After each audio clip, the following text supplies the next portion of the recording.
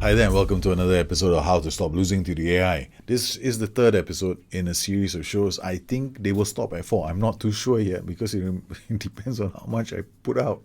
And I'm trying to make all these as concise as possible, contain as much information. They're all covered in my book, and I'm hoping that helps you guys out. And if it does help you guys out, please subscribe to the show. If you like it, please let me know. If you have any comments, drop them below, and I'll get back to you. And I'll try and answer these questions. But these shows are all coming in quick succession. I'm recording most of them almost at the same time. And what I will do in the future is maybe do a consolidated How to Stop Losing one more episode once I've gathered everybody's questions together, and I might do a fifth episode, and on that fifth episode I'll answer any of the questions that may not have been covered in previous shows. Okay, so on we go. On today's show, we're going to do something different. On the earlier shows, I was looking at things like attributes, talking to your players, pre-match preparation hasn't been really covered yet, but on this show, this is what we're going to do. Now, here we have a team, and I'm using a 4-1-3-2. Let's just look at the tactic and how you set the tactic up first. So whenever you do a tactic, you need to understand where the zones or weaknesses are.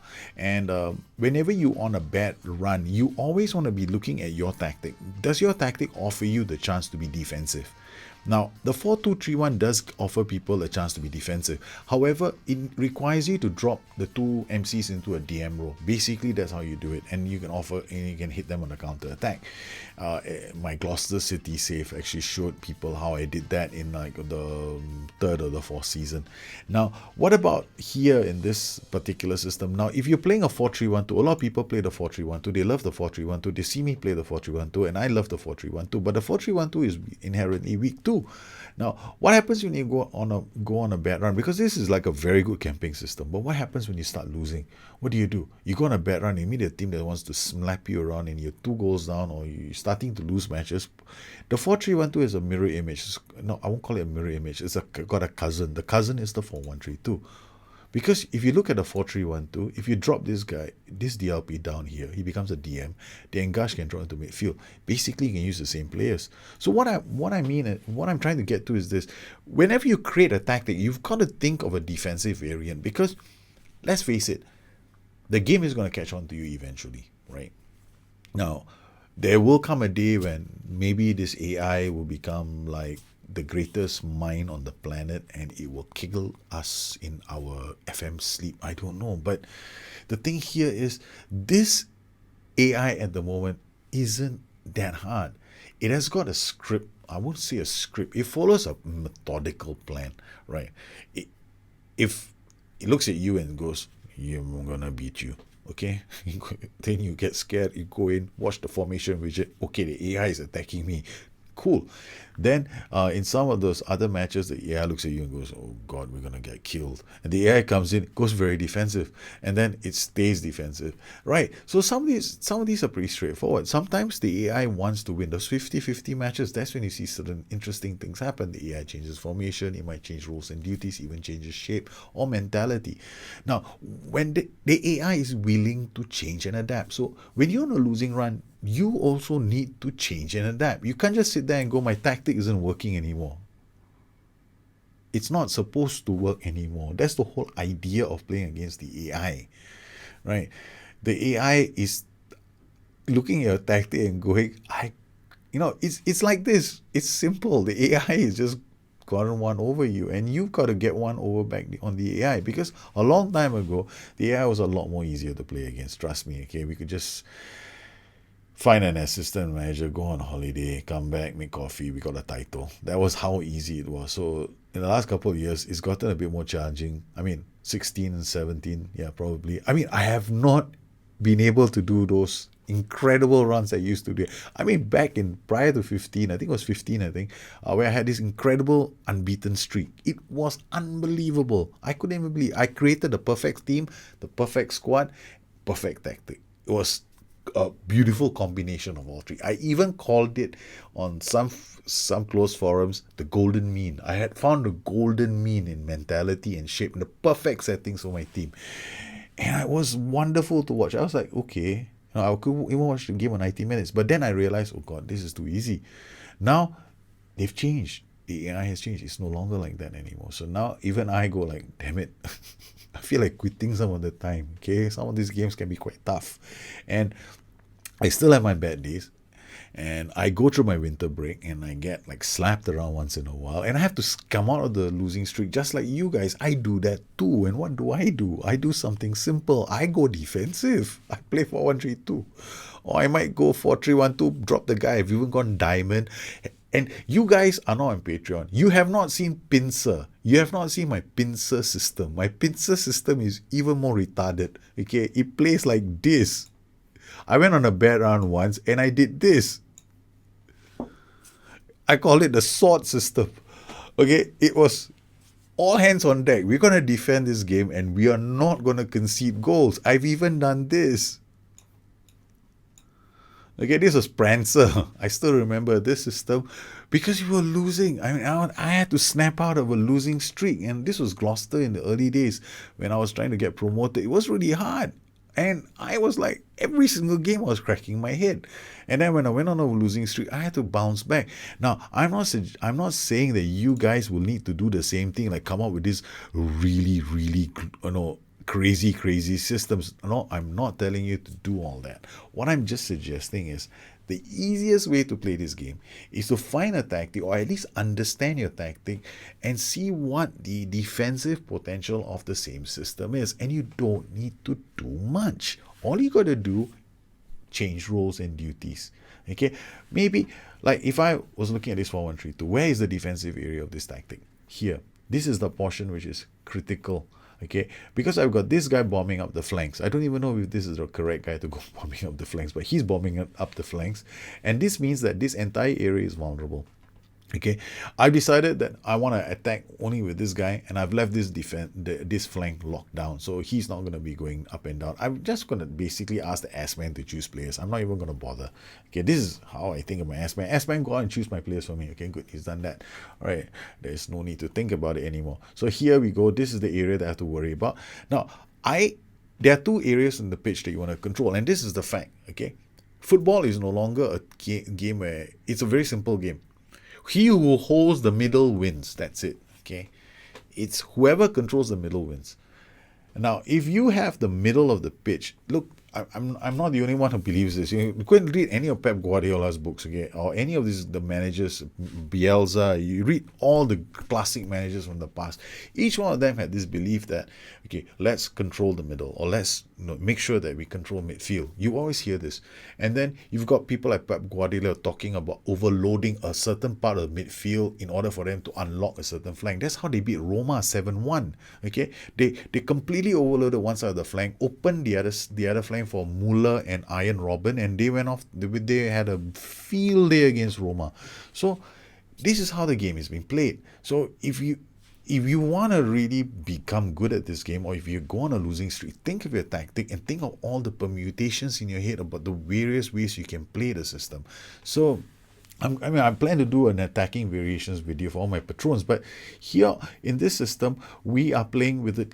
For example, I've got a DLP on support. Maybe after we score a goal, you go and defend. Maybe this wingback on attack might come on down or wingback on support. Right, so, and maybe I can play on different mentalities. Like I'll start the game on slightly deeper and then pass into space. I'll start the game like this, okay? I'll sit down deeper because I believe that we are a better team than they are, and I want all my players to be involved in the transition. Okay, we'll pass into space. But what if I decided, we don't know what this team is going to be like. Let's be a bit safe. Okay, I'm going through a bad streak. This is what I'll do. I'll choose those shouts, and I'll be very, very conservative. In fact, I'll be even more conservative now. Work ball into box, so no long shots. So these are some of the things that you can do in terms of shouts. Now, the other thing you want to do is before you go into any match is look at your. You'll have your scouts going out. They'll go and check out the opposition. The opposition is telling me they have a focus or attack. They come through the middle. I'm like, hey, thank you very much. I go for 1-3-2. You come through the middle, please. We hope you. So now I want them to come through the middle. I'm hoping that when they come through the middle, we get control of the middle. So we've created the tactic. We've brought the players out. I don't even know whether these players are the correct ones. So sorry to all the Ajax people who are probably staring at this going, oh my God, he's chosen the wrong player. yeah, I just whipped this save very quickly for the purposes of this little video. So I might get some of these IX players wrong. So please forgive me. So now we start the game. The first thing you want to do, young boys formation. I've got their formation right up here. So we play the game and then we look at everything that's transpiring in the game. Now transitions, what am I looking for? Okay, I'm looking for when I have the ball for my goalkeeper, I want the ball to go from defense to midfield. When it goes to midfield, it goes through two phases: consolidation, then to penetration, then it'll have an attack on goal. The attack on goal transition is usually very short. So I usually look at the entire transition and try and identify where we are failing. Am I failing to get the ball through my midfield? If that's the case, then I'm thinking of certain roles and duties, or maybe even changing my shape, or perhaps even substituting a player. Okay, now the second thing I do is I'm looking at the AI and reversing the whole thing and watching to see where the AI loses possession of the ball. Are they losing it in my half or not? So these are the things I'm looking out at during the game. Finally, highlights. Choosing the right form of highlights is also important when you're in a losing streak. Now, if you're always playing your highlights on key, let me just put it to you this way. Key is like this. If you only have like maybe one highlight to decide the right thing to do. Okay, the highlight will tell you the story in a nutshell. So if you don't spot what's wrong with your tactic in that one highlight, chances are the next highlight might be a yellow card, a sending off, or a goal. Extended highlights, same thing. Except now you may have 2 or 3 chances. It's the same thing again. So in all these highlights, you want to see which team has the ball. Are the highlights of you attacking? That's really good. If the highlights are of the other team attacking you, that's not very good. So you have to do something. So those highlights are a big fat clue. Okay, the highlights, I've done this before. I'm like praying to God that the highlights start showing of me and them attacking. Then suddenly, I because I believe wrongly that my players will turn things around, doesn't happen. The next highlights mode is comprehensive. It's great. It gives you a lot of information. The next highlights mode is comprehensive. It's great. Gives you a lot of information. You can tell your transitions are working or not working. And this is the time when you're looking at your system and going, okay, fine. You're looking at weak areas, identifying whether things are working there or not working. So basically, comprehensive is a chance for you to study your transitions, study how your team is playing, identifying your weak areas to see whether you're plugging those holes and to see whether your attacking variations are working. Now, commentary mode is very popular among a lot of people, and it's also popular with me. I love commentary mode, but commentary mode is at a level where you need to be looking at numbers, and not a lot of people, apart from the seriously hardcore and the old farts like me, enjoy it. So if you're not into it, don't use it unless you already know what you're doing. Now, so in preseason, you want to be trying your tactic out. You want to be looking at your formation. Like here, we have a 4-1-3-2. So if I was in preseason, I might change certain roles to see how they work and to play on different shape settings and mentality settings. And I'll try a lot of different things in preseason. But now, for the sake of this show, we're playing it on key highlights, and I'm playing this game for the first time just to show you what I'm looking out for.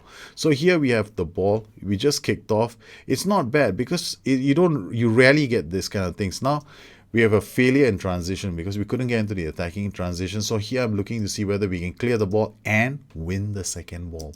So these are the kind of things that you're looking out for. Then I'm looking around to see, okay, fine, he's moving the ball. Does he have enough support? Because I am depending on the DLFS on support to get number 8, lay off the ball to number 8, or play a true pass in for my poacher. So these are the things that I will be looking out for in the game, and these are the kind of things that you should be looking out for. Now here we have I modified this myself. Now you have panels in the game as well, and there are many skins you can find from the SI forums. Now the thing here is this is the action zones. It tells me like possession, like in the last 5 minutes. This is very, very handy because it will tell me who's in ascendancy and exactly where they are in ascendancy. I also have the formation widget of the other team up. Here they're playing a 4-4-2. It tells me that they've got a more attacking right flank than their left flank, and I have to be wary of their right flank. But And guess what? We have a left flank that's very defensive, so I'm not going to bother because I'm like, okay, fine, you attack me. And these are shots. Sometimes I use this. I don't use this all the time, but it kind of tells me what kind of shots I'm making in and around the box. So here, we are definitely doing okay, and we are camping in their half, and we are trying to create lots of opportunities in the opponent's half. And as you can see, the boys are doing pretty comfortably in the opponent's half, and this tells me, okay, fine, we're looking good, we're looking decent. We shouldn't have an issue now playing this game. Oh, I did tell my team to I holidayed the first match with this tactic and give it to my S-man to try out. Apparently he won the game 2-1 away to Young Boys. Okay, so not too bad. Me, well, if you want to, you can follow this. I don't usually. So we haven't worked on the set piece routines either. So I'm just suggesting certain things that you need to be looking out for in your game. Now, the other thing here is this: how do you stop losing as well? Now, we just created this tactic, right? And what you want to do as well is you want to look at your set piece routines. Now, whenever you create a set piece routine, you want to be looking at your attack routines. Now, if you find your attack routines are too aggressive, by all means, take one of these guys and drop them back. So this is what I do sometimes in my games. I go like, okay, there might be two, maybe I need one more guy back here. So I have three. So I confirm the changes. I make sure that in my set piece routines that there are enough players that come back to defend. You don't have to pop everybody up. So another thing that you want to do is you want to check your set piece routines to make sure that you have the right players coming back as well. In the free kick routines, for example, here, if you go to the free kick routines, you will find that when you're attacking free kick routines, I have as many as like 5 players who might come back, because honestly, I don't like free kick routines. I concede a lot of goals in my free kick routine, so I keep very few of them up. I keep a lot of them back. It's a thing that I do a lot of.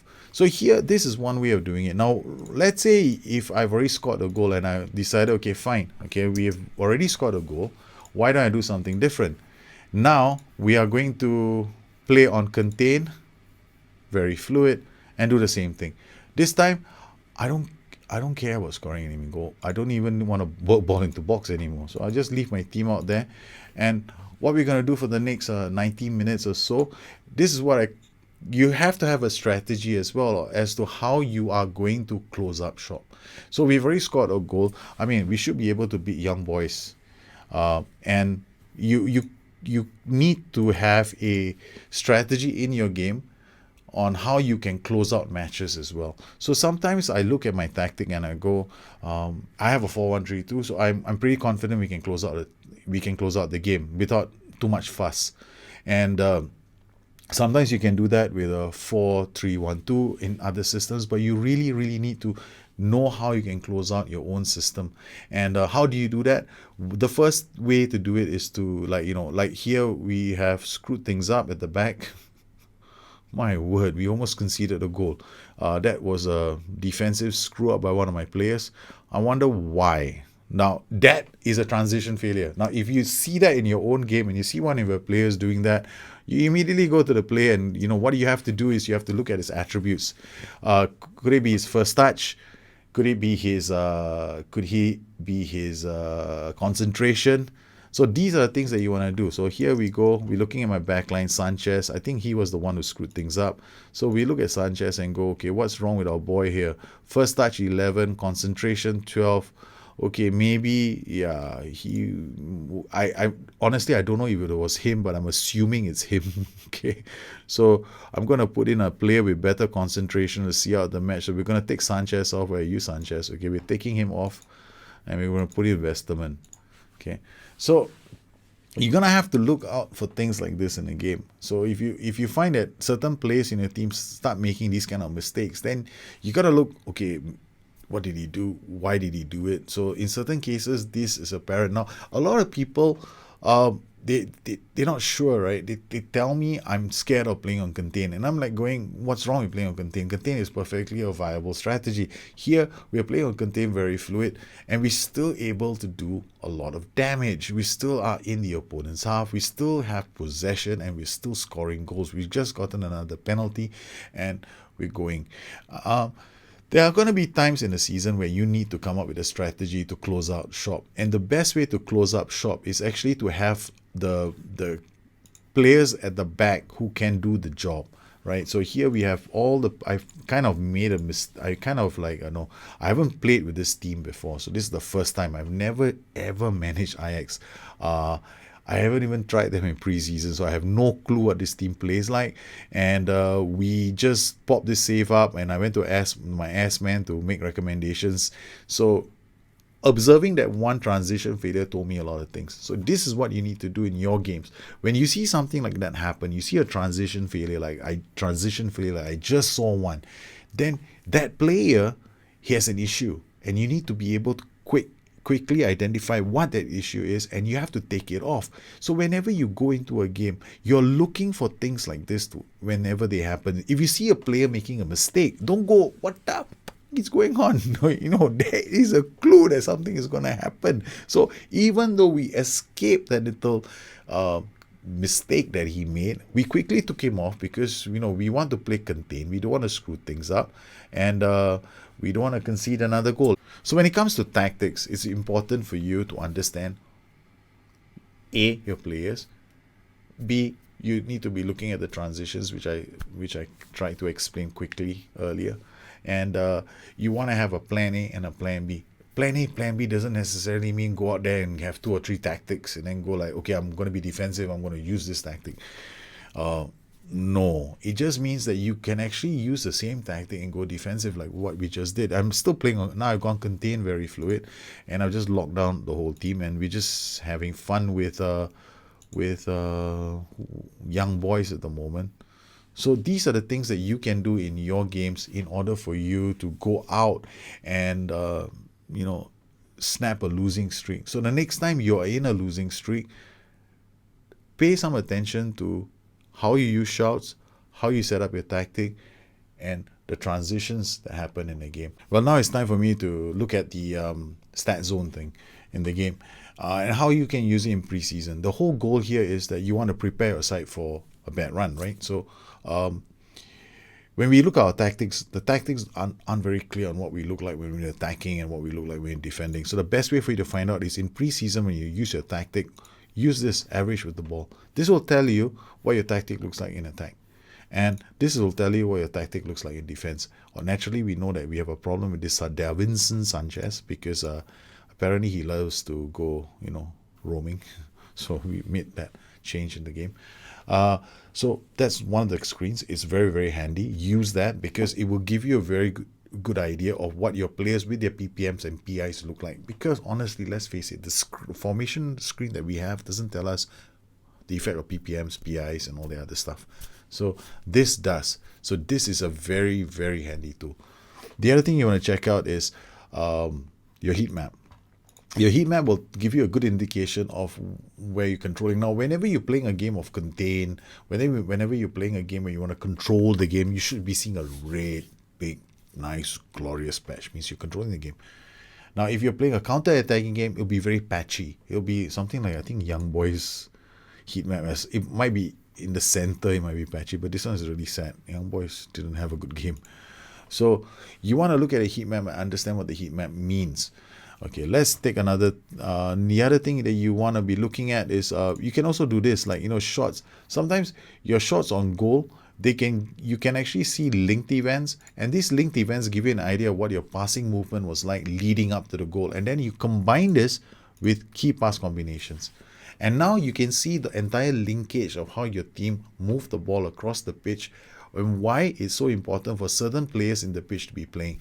Now, the linked players in our tactic is 8 and 10. So we can see how important our players are in the pitch because 8 and 10 form this diamond relationship in the game, and you can see how their movement led to the goal. You see, look at where 10 went. Davy Klaassen then ended up over here. Okay, he started his move here, then he went up here, moved over here, and the off the ball movement by Klaassen was fantastic in this game. So these are the things that you're looking for to understand your system. Now, when you understand your system, that's when you truly know whether or not something is breaking down, because you need to see this in preseason. If you're looking for certain attacking movements to happen, that's what you do in preseason. You use the tools. There's so many tools in this game for you to use. And finally, if you're not doing so well, then use the tools to figure out what's going on, because I understand there's so much information here, and in 30 minutes I can't really go into a video and go like, this is exactly how you use your this stat zone, because there's just not enough time.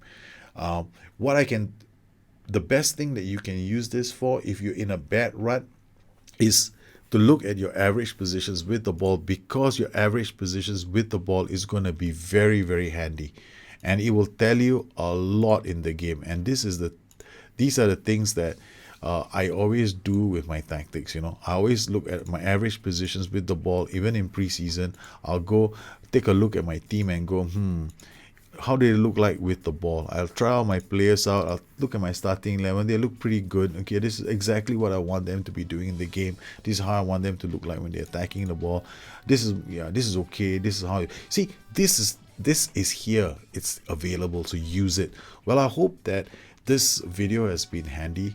If you have any questions, please drop me a note. I'll try and do another fourth, maybe even a fifth video, and I'll try and condense more and get questions from the community and see whether I can help answer those questions. I really, really want to try and help you guys. I know there are quite a few of you who have reached a point in your games where sometimes you get really frustrated, and trust me, I do too. I always get frustrated with these games too. I mean, I go on losing runs. Everybody goes on losing runs. I don't find it unrealistic to expect a losing run, but the real challenge is how do you step out on one. So there are tools that you need to use in this game. You need to get good at using these tools. There's a lot of information out there, and sometimes I think that people get bogged down with too much information, and I'm just trying to make things really simple. Okay, focus on players, attributes, look at your tactic, make it solid, forget all the unimportant stuff. All the unimportant stuff, put it on one side. It's not important. Okay, done on interviews, your ass man and all that stuff, not so important. Trust me, it's not as critical as you might think. The most critical thing is understanding your own system, understanding the weak areas in your tactic. Shore up your weak areas. Use the tools that are in the game to shore them up, and you'll be fine. So if you have any questions, please look me up on Twitter at Bustthenet or addicted2fm.com, my website. Once again, I'd like to thank all my patrons that they continue to support this channel. You have my undying gratitude. And until we meet again, you guys have a good one. Take care. Bye-bye.